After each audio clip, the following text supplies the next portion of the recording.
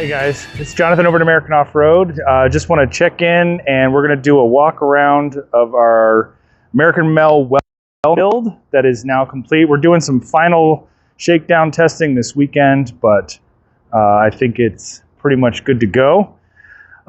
So we did a lot of stuff on this, mostly suspension related, because it already had the 60s under there, and it has supercharged 6 V6 in the air, so we really didn't need to do much with that.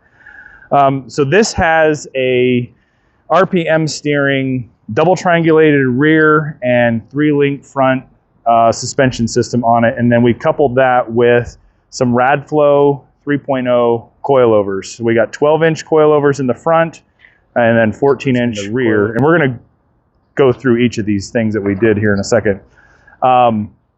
We also, in the rear, to accommodate the double triangulation and coilovers and all that stuff, we did a Moto-Built back half, which allows the space for all that stuff to fit, and you have to relocate the gas tank, so that's part of that kit back there, which we'll go through in just a second.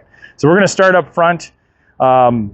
So you may or not know this Jeep used to be purple.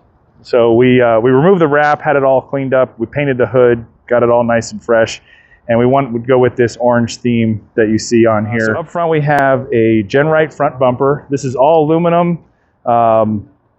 It's got the Yankin ropes Fairlead on here, which makes for a profile front end. You don't have a Fairlead like hook or anything like that sticking out to catch on rocks. And then on the front end, we have a lot of GenRight components. So we're using the GenRight coil buckets, their track bar system that's in here. The steering is a little bit of stuff that we fabricated by finding the right ends that we need, and then using some DOM tubing and kind of fabricating our own steering setup to make sure it's going to work. Because this axle was originally built as like a bolt-in option 4, so it doesn't have a lot of the custom features that you might expect on some aftermarkets, but it's still plenty beefy, so there's no reason to change it out. So we'll go around this way, and then we'll talk about a little bit. You can see this is the big over in here. We got the modified, clearance, the GenRight inner fender liner to fit that in there. We got their bump stops in there for high speed absorption, reservoir tucked in there, and all this stuff clears just fine with the 40-inch tires that he's running on this. And then on the side here, to give him, body protection and rub rails, these are fabricated rock slides. Again, these are something we built in-house. Basically, they're just some DOM tube and some brackets that we welded onto the frame, tucked in as tight as we can get it into the body, so that way he gets as much clearance as possible, but when he does contact against the rock, it's going to be super solid and protect the body and give him, pivoting room and ways to maneuver around the rocks without any issues. And while we're down here, if you want to look kind of underneath the bottom here, you can see this is the plate that comes with the RPM suspension system. So that kind of protects all the critical components, the transmission and transfer case components. And then he already had a metal cloak skid system before, which doesn't work with this anymore. But we were able to retrofit the front oil skid to this with some minor modifications, so that way the engine, oil pan, and all that stuff is still protected in the front. And then as we move back, you can kind of see a little bit of the double triangulation components down here. So these are the lower arms, uppers are up, kind of tucked up in there. And then this is the Moto-Built back half frame model. So what this means is we cut the rear of the factory frame pretty much right in the middle of the back door, and then it gets replaced with a fully fabricated rear frame. And the reason you want to do this is because the factory frame sticks way out here and it's lower. So you don't have a lot of room to fit something like this. And there are other ways to do this. You don't have to do the whole frame, but this is a really easy way and a really nice clean finish result when it's all done. Plus, they have a kind of see right here that gives us a way to relocate the fuel tank, makes a nice clean fit and finish when it's all said and done. And this is their coil bucket that we have in here. This is a Genrite anti-rock kind of sway bar. So it works on a torsion bar system, so you don't have to disconnect or anything like that. And this one's stiff enough. One in the front, so the one in the back by itself usually is plenty. And then clean all this up on the inside is we use the Moto-Built inner liners, and they get welded in to replace the factory tub. So there's no like holes inside, you know, protruding, you know, coil towers or anything like that. It's under the vehicle. And to give it a nice finish look, we did a Raptor liner, you know, bed liner stuff all on the inside in there.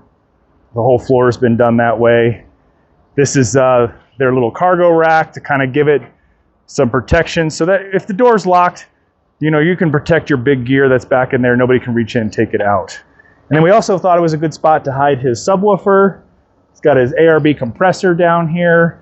All that stuff's tucked in out of the way, but you still got plenty of room to put all your gear in there as well. And then this is an access panel to get to the fuel pump if needed. And so it's a nice finished product for the whole thing.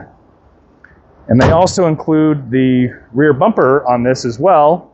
So it's a full back kit that kind of brings the whole thing together, makes for a very clean finished result. So now we'll talk about a little bit on the inside. So the Jeep had the original cage in it with some Poison Spyder bolt-in cage upgrades. So we took all that out and we went with the Genrite full cage kit. And so that's all this stuff that you see right here.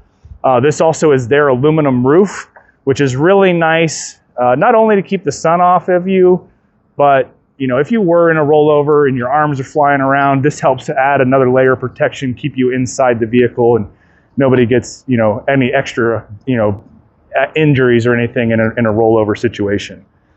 On the inside, we have PRP seats. These are their Enduro Elites, and they have the reclining feature. They have heated seats in there, and you know, they're fully adjustable front and back, and they can lean back and all that stuff.